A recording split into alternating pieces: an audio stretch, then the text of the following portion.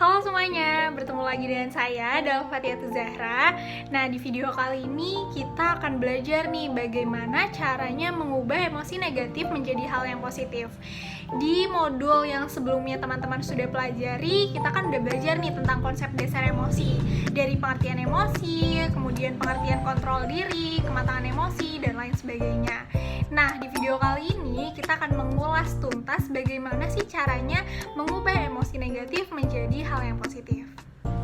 Nah, seperti yang sudah kita pelajari nih sebelumnya mengenai emosi itu apa, pasti teman-teman udah paham kan kalau emosi ini adalah sesuatu yang tidak bisa kita kontrol karena merupakan reaksi alamiah dan kita sebagai manusia tidak bisa mengontrol itu. Contohnya nih, ketika teman-teman misalnya diputusin pacarnya, pasti emosi yang kita rasakan adalah sedih dan kita tidak bisa mengontrol itu.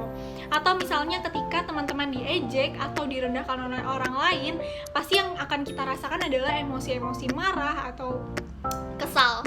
Nah, itu hal normal sebenarnya teman-teman. Tetapi yang bisa kita lakukan adalah mengontrol tindakan atau perilaku kita setelah kita merasakan emosi itu. Apakah perilaku kita yang akan kita lakukan adalah tindakan destruktif yang bakal merusak lingkungan, atau mungkin ucapan kita akan menyakiti orang lain secara verbal. Nah, hal itu makanya kenapa kita penting mengelola emosi dan juga kontrol diri. Nah, mengontrol tindakan ini disebut dengan regulasi emosi. Jadi regulasi emosi ini adalah aktivitas mengatur dan mengelola emosi kita, di mana yang kita lakukan adalah mengontrol tindakan kita supaya kita tidak melakukan hal negatif atau hal-hal yang merugikan diri kita maupun orang lain atau lingkungan kita. Kenapa sih mengelola emosi ini adalah hal yang penting untuk kita lakukan? Padahal seperti yang kita ketahui kan, emosi ini adalah hal yang wajar dan normal untuk kita rasakan. Marah, kesal, sedih, bahagia, itu kan normal ya untuk kita rasakan. Nah, tetapi apabila kita tidak dapat mengelola emosi kita dengan baik, maka akan terjadi hal-hal yang mungkin tidak kita inginkan atau akan merugikan diri kita, bahkan merugikan orang lain dan sekitar kita. Nah, kok bisa sih emosi yang kita rasakan malah berdampak negatif bagi diri kita dan lingkungan? Nah, sering sekali kita jumpai di jalan atau di tempat umum lainnya, banyak sekali orang-orang yang tidak bisa mengendalikan emosinya dan berakhir dengan tindakan destruktif. Hal ini sebenarnya tidak hanya merugikan diri kita, bahkan ini dapat merugikan orang lain atau lingkungan kita.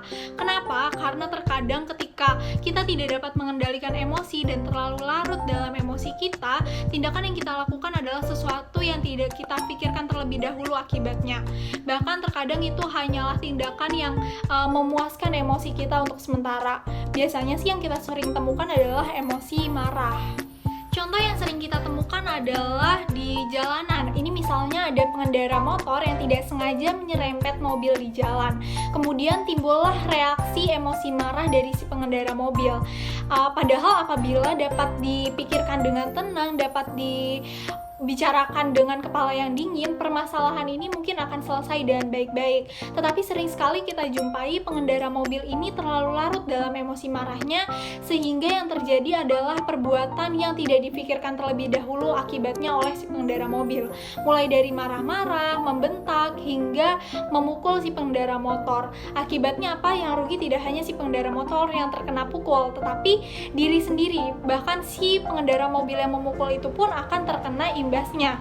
Akibatnya dia mungkin akan dilaporkan, akan terkena hukuman karena telah memukul orang, atau bahkan lebih fatalnya dia akan dipukul balik oleh banyak orang. Padahal hal ini bisa dibicarakan dengan baik-baik, dengan tenang oleh si pengendara mobil maupun pengendara motor. Ada tahap-tahap reaksi emosi pada manusia, itu ada 4 tahap. Yang pertama adalah tahap stimulus, di mana teman-teman ini ada kejadian yang menimpa kita. Nah, dari stimulus ini ada tahap interpretasi. Interpretasi adalah pandangan atau kesan terhadap stimulus yang kita rasakan atau kita dapat. Kemudian dari interpretasi ini muncullah gejala-gejala emosi yang kita rasakan. Mulai dari gejala misalnya gejala kesal, marah, emosi sedih, bahagia, dan lain sebagainya. Misalnya pada emosi marah, kita akan merasakan 2 gejala, gejala mental dan gejala fisik.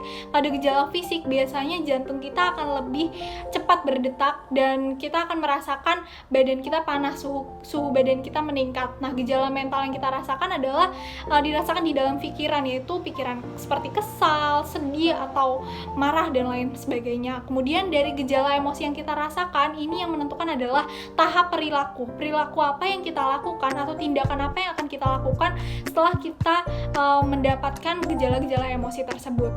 Nah, terus gimana sih cara kita dapat meregulasi emosi? Nah, yang pertama adalah mengontrol ekspektasi. Jadi mengelola emosi ini tidak hanya emosi-emosi seperti marah, sedih, dan kesal ya. Bahkan emosi positif seperti emosi bahagia pun jika kita tidak dapat mengelolanya dengan baik, itu akan menjadi hal yang negatif.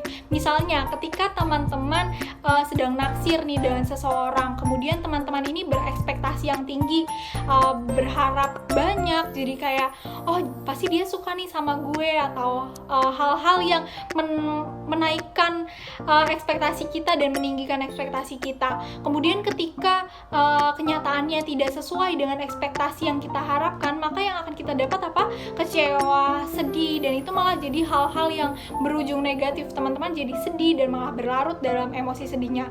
Itulah kenapa kita juga harus mengelola emosi dan emosi bahagia kita, karena makin rendah ekspektasi akan membantu kita untuk tenang menghadapi suatu situasi yang berpotensi memberikan kita masalah. Kemudian yang kedua adalah mengontrol interpretasi. Kalau interpretasi kognitif negatif, maka akan menimbulkan emosi yang juga negatif. Jadi kita harus mengubah pemikiran-pemikiran negatif ini. Daripada kita terus-terusan meratapi hal yang negatif yang kita lalui, coba kita ubah interpretasi ini jadi kayak, mungkin ini adalah kesempatan saya untuk belajar lebih dewasa, dan kita diberi kesempatan untuk belajar untuk berkembang, seperti itu. Yang ketiga adalah memutuskan untuk mengontrol perilaku. Jadi perilaku yang akan kita lakukan setelah kita mendapatkan gejala-gejala emosi ini adalah hal yang dapat menentukan kita ini melakukan tindakan destruktif atau tidak. Jadi perilaku ini adalah hasil dari pilihan kita, bukan dari emosi, karena kita sendiri yang memilih.